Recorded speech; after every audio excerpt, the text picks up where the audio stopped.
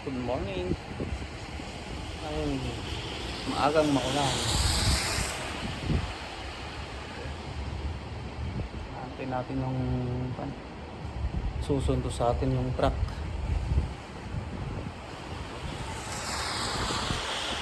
Pasok tayo ng maulan. Hindi tayo masahod pag hindi tayo umuwi ay papasok. Tago-tago muna tayo. Oh. Hindi tayo mabasa. Tayo sa malayong yun. Shawa. Ito. Lapit na magwi-winter kasi kaya ganito. Yan lang natin yung kasama natin na susundo. Hindi na pupunta sa shop.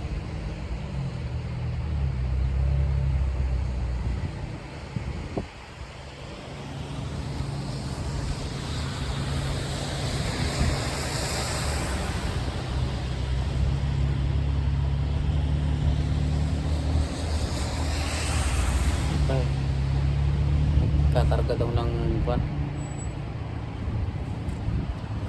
welding rod kasi naubusan kami ng welding rod eh.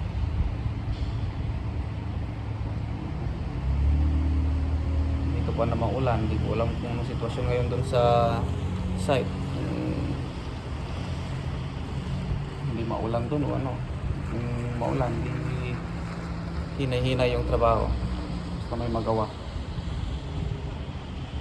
At least pumasok, diba? Ayan. Hintay lang natin yung sundo sa atin.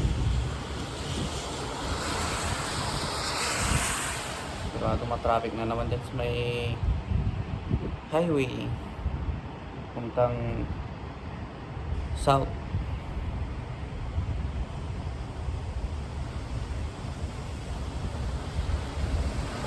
Hapon to kasi nauulan guys, kaya ganito eh. Hindi rin sana ako papasok kasi sayang naman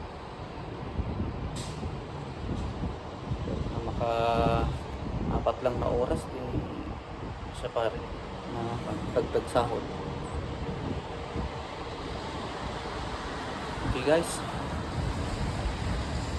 update ko na lang mamaya kasi kayo kung nandun ako na sa nakarating na kami sa site.